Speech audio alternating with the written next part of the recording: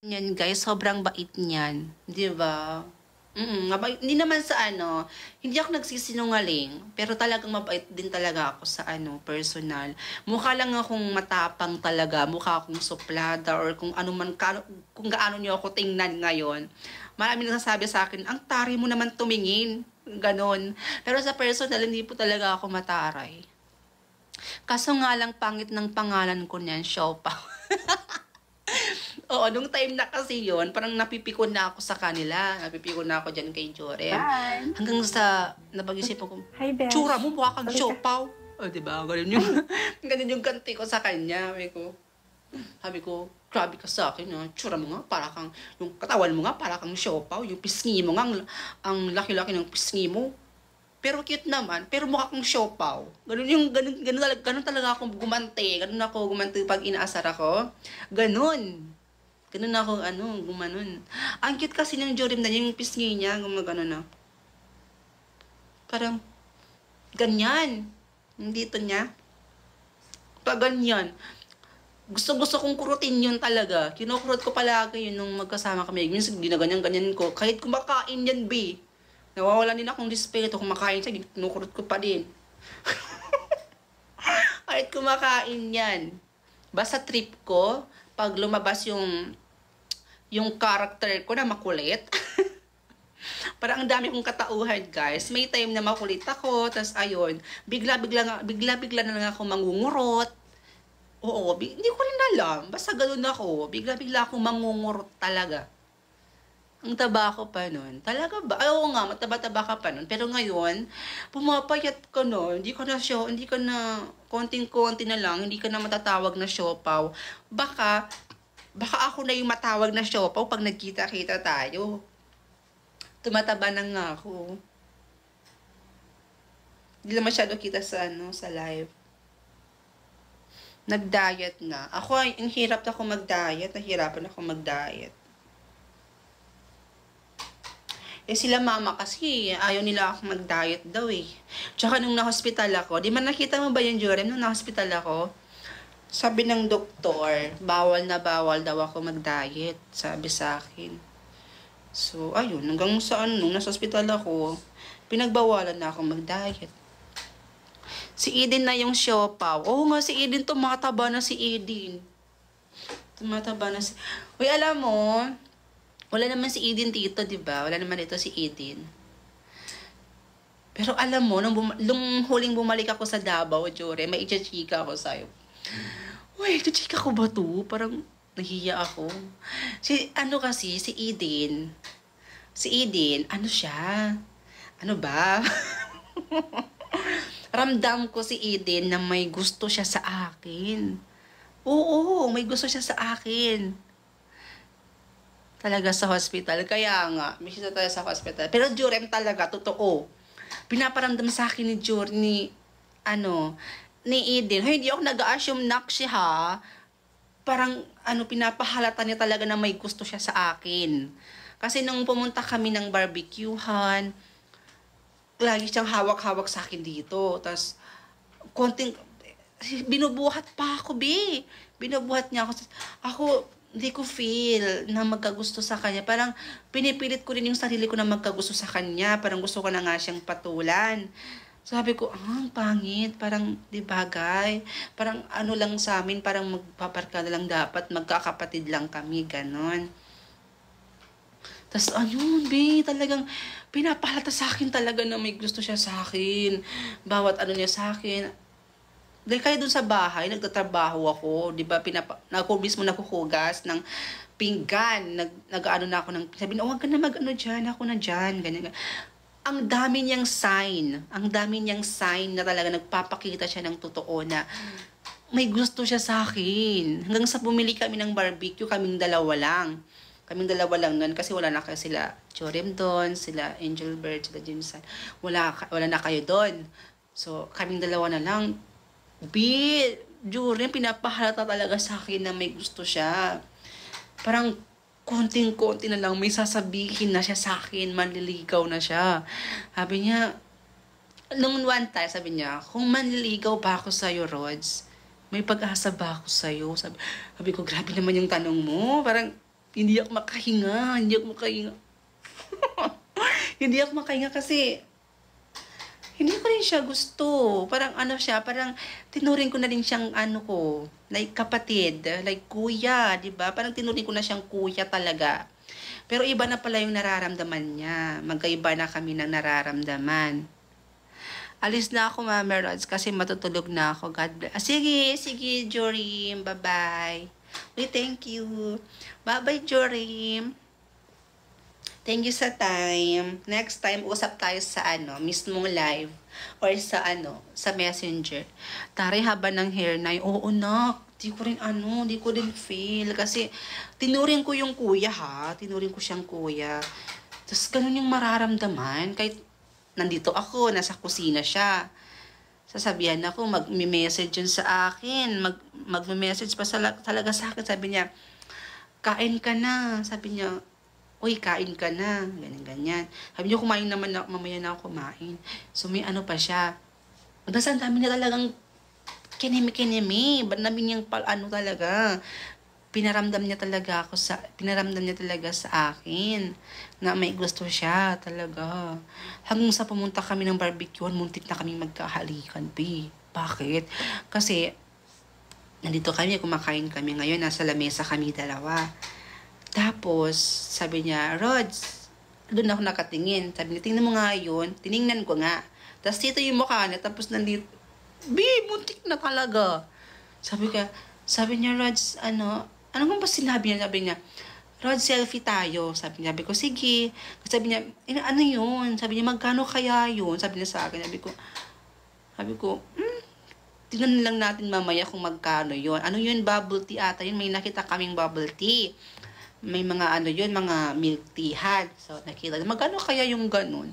Kasi deliberate niya ako noon that time. Nag-barbecue kami.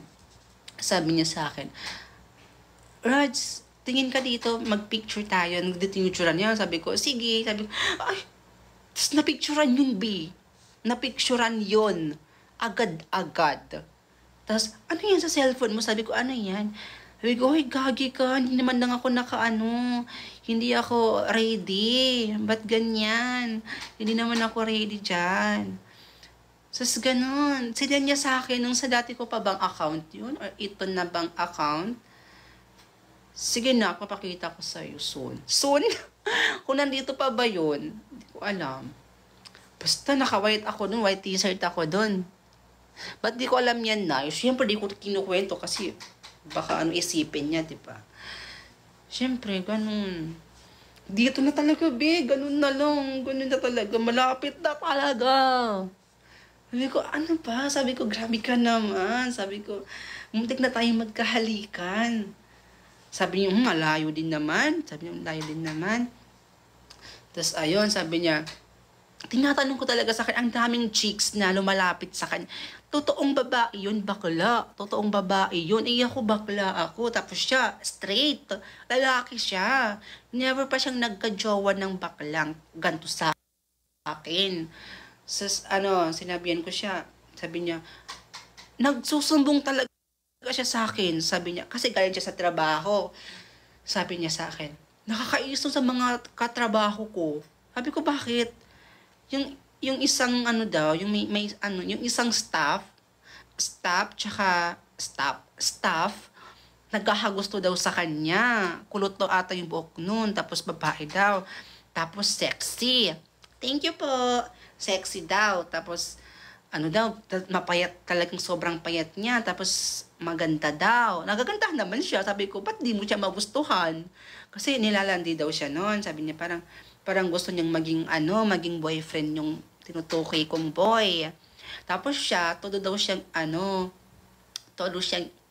iwas, ganon, umiiwas na lang siya.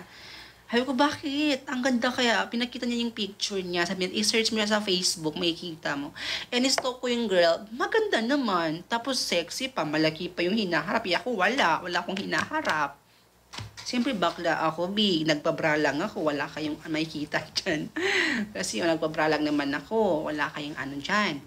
So, yung ganyan talaga, babaihan, palaban talaga yung dito niya, sobrang palaban.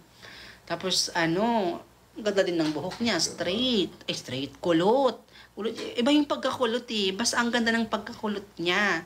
Tapos malaking dita niya. Ganun, ganun. And maputi din siya. Ewan ko, ba't di niya magustuhan? Detalyado talaga. Kaya nga eh. Sabi ko, paano ko ba ito i-reject? Paano ba? Sabi ko, paano ko ba ito i-reject? Hanggang sa, hindi pa dapat ako uwi dito sa amin. Umuwi na ako pagka next day. Sabi ko, Nay, sinabi ko dun sa nanay-nanayan ko dun sa Davao. Sabi ko, Nay, uwi na ako sa amin. May emergency kasi. Kailangan daw, nandun ako. Sabi ni Papa ko. Sabi ni Papa. Sabi, ha? Ang bilis naman, nak. Kasi talagang, yung araw na yun, pinapahalata niya talaga sa akin na may gusto siya. Sabi niya pa sa akin ng time na yan, wala ka bang maniligaw, Rods? Sabi niya, ang dami mo siguro maniligaw, no? Si Kyle, si Marvin. Ililigawan ka ba nila? Sabi niya, wala, anong laban ko doon? Sila ang gwagwapo nila. Tapos, may monthly income sila. Ako may monthly income din naman ako, pero hindi naman ganun kalaki. Sabi niya, sakto lang. Sabi niya, anong laban ko doon? Mabubuhay ka nila. Ako, nag-iipon pa ako para sa future. Sabi niya sa akin. Sabi ko, anong ibig mong sabihin? Ba't ganyan ka magkapagsalita? Ba't ganyan ka magsalita? Sabi ko. Tapos ayun, nagsabi siya sa akin na, Rods, paano kung sabi niya, ano lang to, Rods, ha? What if lang to, Rods? Sabi niya sa akin, what if lang? Sabi ko, ano bang what if yan? Sabi niya, wag kang sa akin ha, wag sana lalayo yung loob mo sa akin. Kasi what if lang to. Sabi niya sa akin, what if lang naman daw. Sabi ko, sige, ano pa yun? Sabi niya, what if manligaw ako sa'yo? Sasagutin mo ba ako? May pag-asa ba ako sa'yo? May pag-asa bang maging tayo? Sabi ko, naloading ako doon, bakla. Sabi ko, tumingin lang ako sa kanya. Sabi niya, Rods, ano na? Sabi ko, ha? Ano? Totoo ba? Sabi niya, hindi. What if nga lang? Sabi ko, oo nga pala. Oo nga pala. Sabi ko, oo nga pala. What if nga lang talaga? Sabi ko, what if lang? Sabi niya, what if, Rod? Sabi ko, hindi ko alam. Sagot ko, hindi ko rin alam. Hindi ko din alam. Kasi, talagang tinuring na talaga kitang kuya ko. Sabi ko, tinuring na kitang kuya. Kasi noon, tugaf lang kami noon eh. Nang time na yon nasa ako, 20 years old ako. 20 years old ako noon. Ngayon 21 na ako. Hindi pa gano'ng katagal, di ba? Almost 1 year pa lang. So, nung 20 years old ako noon, tapos siya, 22. 22 years old na siya. Ay, hindi. Ay, isa lang pala yung gap namin. Nung 20 ako, 21 siya. Nauna talaga siyang mag-birthday sa akin. Nauna talaga siyang mag-birthday. Sa akin. Kasi 20 ako, nung 21 siya, mag-22 na siya. Tapos ako, mag-21 naman noon, ng December. So, ayun. Dami kong kwento bakla. Ang dami ko lang naikwento sa inyo. Basta nung time na yun, tapos, ay, naku, nang umuwi ako, umiyak siya. Umiyak siya talaga. Sabi niya, ba't ang aga mo naman umuwi? Sabi ko, mag-2 months na ako. So, kasi pumunta ako ng Davao, umuwi na kasi ako dito dati pa. Kasi kung hindi ako umuwi, mag-2 years na ako doon. So, umuwi ako dito. Bumakasyon na ako sa amin. Umuwi na talaga ako. Tapos, nagbakasyon naman ako doon. Sabi ko, mga 1 month lang ako dito. Hanggang sa tumagal, naging 2 months ako nandun. So, ang time na yon, naku, nililibre na ako palagi. Di naman ako nililibre nun kasi inaasar naman ako nun palagi eh. Parang yung kanina, si Jurem, yung dito kanina sa live, yung kausap ko dito kanina, inaasar ako nun. Yun yung pinaka-mastermind ng aasar sa akin. Tapos yung isa, hindi ko alam na magkakagusto na pala siya sa akin. Kakaloka. Hindi ko alam na may gusto na pala siya. Talagang nakakaloka talaga. I can't believe this. Char.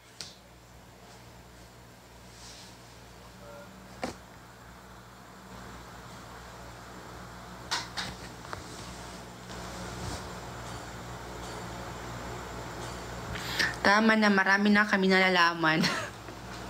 Ayaw nyo ba? Nag-share ako dito. Ayaw nyo bang nag-share ako? Buti nga nag-share ako dito eh. Paano kung ayaw kong mag-share? Wow. Wow. Tama na, Mima. Ayos na yun, kiss. Ayun na, ano na? Hindi naman kami nag-kiss. Yung kwento ko. Natatandaan ko pa yung kiss na yan eh.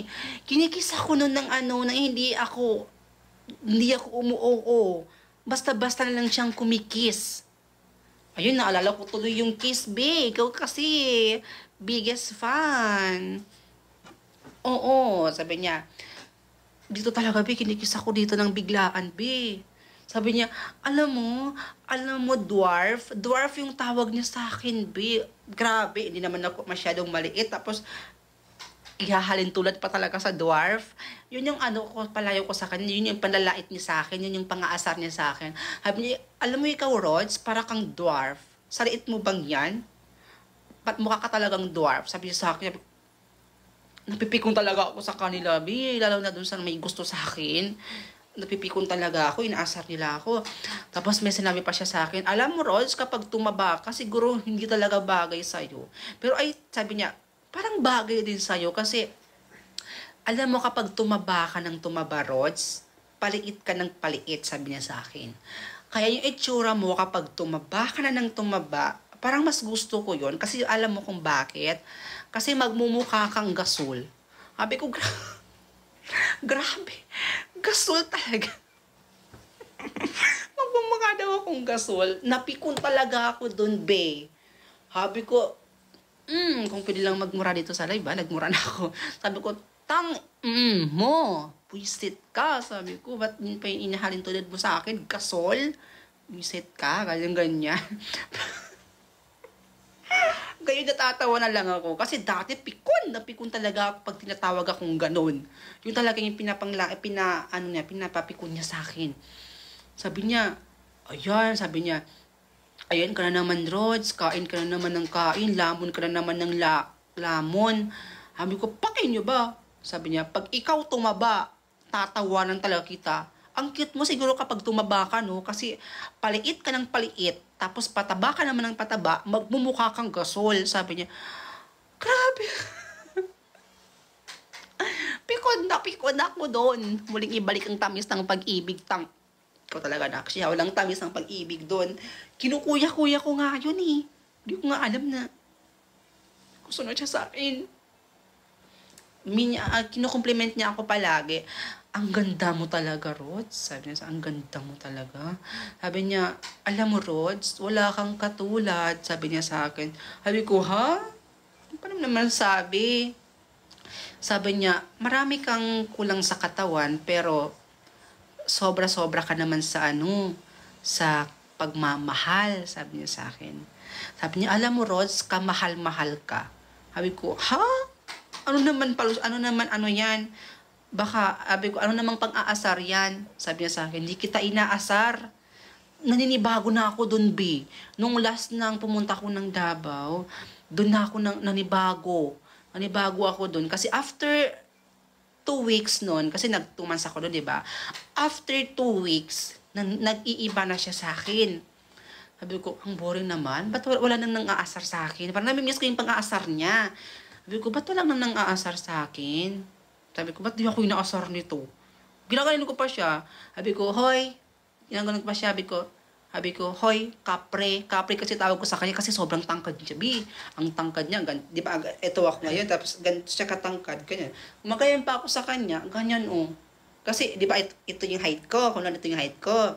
Tapos, yung tangkad niya, hanggang dito siya. Hanggang dyan siya, ang tangkad niya. Crush na crush ka niya, Crush na crush niya ako, Hindi ko na, kasi dati walang crush sa akin yun eh. Napipikon pa ako sa kanya nung dati, tapos napipikon din siya sa akin. Halos magsuntukan na nga. Halos magkasakitan na kami noon. Pero nung bumalik ako sa Davao na after 2 weeks, doon na ako nanibago. Kasi di na niya ako inaasar. Inano lang niya ako na, sabi niya, Rods, gusto mo ba ng Gusto mo ba ng barbecue? Di ba paborito mo yun? Sabi ko, oo. Pero Sabi ko, ano, yung matagal pa sahod ko eh. Sabi ko, matagal pa sahod ko, wala pa akong budget. Sabi niya, halika, barbecue tayo. Sabi ko, wala nga akong pera, di ba? Sabi ko sa kanya. Sabi niya, ako bahala. Ako bahala, sabi niya. Sabi ko, talaga ba? Talaga, sabi ko, seryoso ka? Di niya ginagawa yun, be. Di niya yung ginagawa. Kaya nanibago talaga ako. Kasi madalas ako nanilibre sa kanila kasi ako yung dating talagang doon. As in, mapera kumbaga, ganon. So, ako yung naglilibre. Tapos ako din kasi yung laging gutom. So, minuminuto, oras-oras, kain. Tapos, inaaya ko sila. Tapos, ganon. Tapos, nang time na yon siya na yung naglilibre. Tapos, kapag lumalabas ako, habi ko, Nay, labas mo na ako, bibili mo na ako dun sa labas ng mga wipes, tsaka yung mga gamit ko sa face, ganon, mga eskinol, tsaka cotton. Sabi ko, bili mo na ako dun sa labas na ha. Tapos narinig niya. Sabi niya, ikaw lang mag-isa? Sabi ko, oo, bakit? Sabi niya, halika na, samahan na kita. Ganon siya, samahan na kita. Tapos, ay, grabe. Sabi ko, okay naman ito. Kasi ako nanibago na ako sa kanya kasi hindi na siya nangaasar. Hindi na katulad dati na oras-oras, minuminuto. Ganun. Nangaasar siya. Tapos, nung time na hindi na siya nangaasar, kinukurot niya ako dito sa physical me. Ang cute mo talaga. Sabi na, dapat itsura ko, ganito na itsura ko. Gumagod na talaga itsura ko, be. Grabe na. Gumaganyan. Sabi ko, tawad mo ako, mas talang tumabapisngi ko sa'yo eh. Sabi niya, ito naman, ang cute-cute mo. Tapos hanggang hindi na siya nakapigil, be. Hinalikan talaga ako dito. Sabi ko, ba't ka na nga halik? Kadiri ko. Sabi ko, kadiri ko. Sabi ko, grabe ha. Tapos, inanon niya ako, sabi niya, ang arte mo naman, parang halik lang. Akala ko ba, sabi niya, mahal natin ang isa't isa. Sabi ko, ano?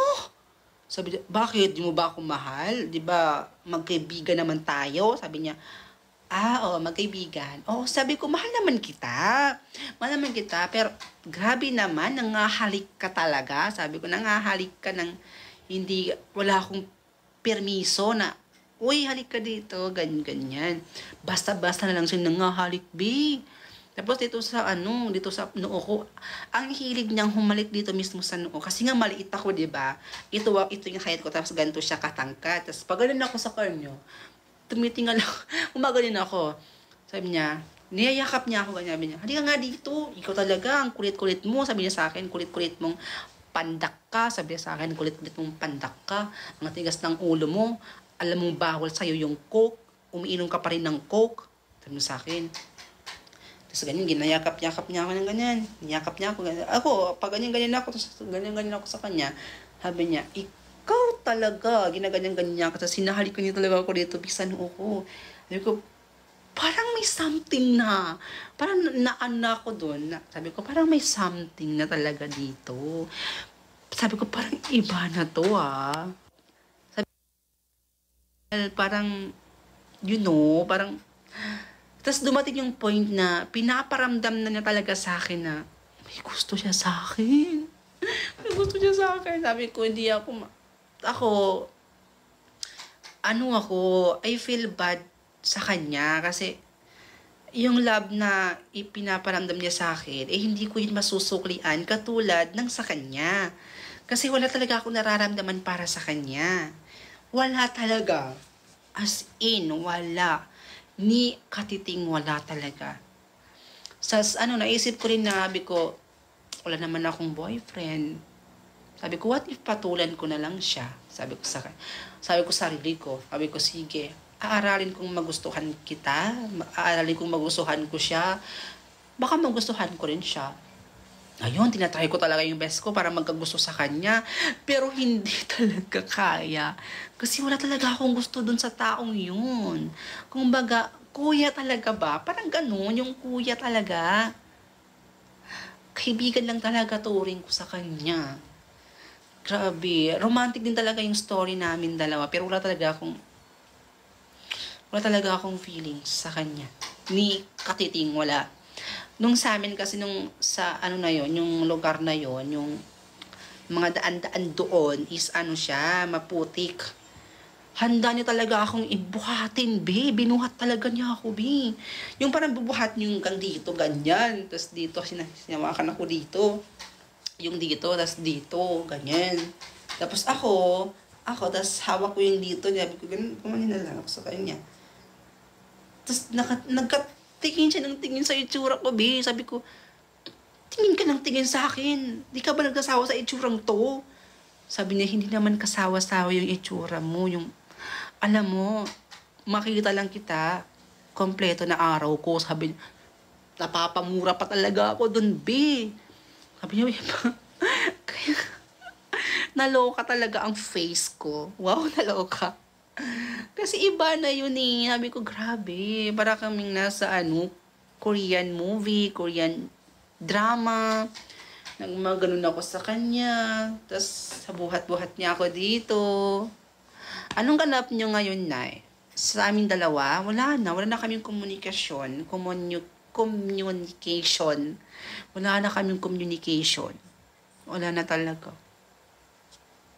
Di ba sabi niya Jory, may girlfriend na ata yun eh. May girlfriend na siya. May girlfriend na yan. Pinaramdam ko rin talaga kasi sa kanya na hindi ko siya gusto.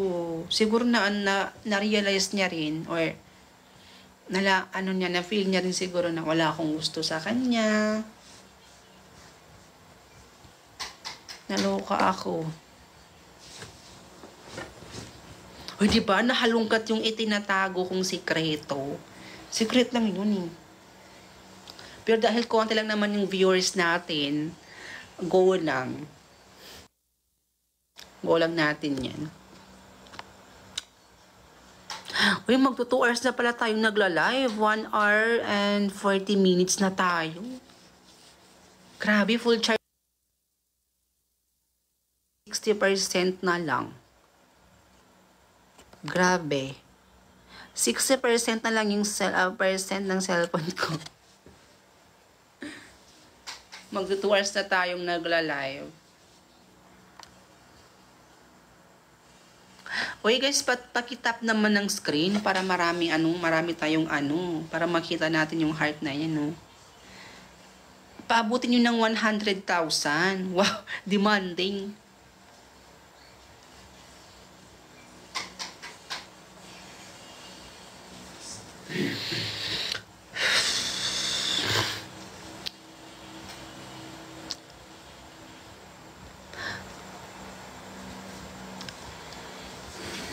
Kilala din naman si diba? Gusto niyo pa bang magkwento ako? May isang content creator din akong binasted. May isang content creator akong binasted. Ayoko na magkwento. Baka may dito. Spy. Spy. Ayoko. Nanligaw sa akin siya dati. This year din. This month. Ay, last month. Binasted ko siya last month. Bago naging kami ng boyfriend ko ngayon. Wow. Naging ko siya. Dati. Kilala ko na yan. Kilala mo na yon. Huwag ka nang mag-talk. Wow. Basta si letter Gano siya. Iguguhit ko ha. Yan. Tapos, yan and yan. Ayoko na ng letter. Basta yun. Yun yung first name niya and naging kalab din ko din siya before. Okay? So, last year, talagang gustong-gusto ko na siya. Nafo-fall na ako sa kanya. So, hindi niya pa rin na-appreciate yung effort ko. Hindi niya na-appreciate kung kaano ko siya kamahal. Parang gusto ko nang magtapat sa kanya na may gusto ako. So, sabi ko, paano ko ba sabihin? Sabi ko, wag na nga lang. Pinaparamdam ko na lang sa kanya na may gusto ako. Ganon. Parang ganon sa dun sa boy na sinasabi ko kanina, na parang ganon yung ginagawa ko. Parang pinaparamdam ko din sa kanya na may gusto ako sa kanya. Paano pa naman hindi ako maghahagusto sa kanya? Araw-araw kaming nag-uusap ng video call. Oo, nag-video call kami palagi. Tapos nag-collab pa kami noon, palagi din. Tapos hanggang dumating yung time na gusto ko na siya. Nagustuhan ko siya more than 1 year. 1 year ko siyang nagustuhan. Straight 1 year nagustuhan ko siya. Gusto ko yung lalaking yon. Promise. Tarang gusto ko na siyang maging boyfriend. Pero dahil manhid siya, di niya nararamdaman yung pinaparamdam kong gusto ko siya. Tapos, parang binubola pa ako, parang pinagtitipan pa ako that time. Sabi niya, Rods, paano kung ano, sabi ko, ay, di ba sa mga my day niya, ang dami kong heart, tapos ang dami ko pang sinasabi na, ang gwapo mo naman, grabe, konting-konti, sabi ko, alam mo, nagkakagusto na ako sa'yo. Mga ganun ba, mga ganung style na chat. Sabi niya, huy, totoo ba, Rods? Wag kang ganyan, kasi baka maniwala ako, sabi niya. Sabi ko, ha? Siguro pag sinabi ko may gusto ako sa kanya, baka magustuhan niya rin ako. Sabi ko, yun, ang ko talaga, kumbaga napaka-assuming ko. Kasi pinaparamdam niya rin sa akin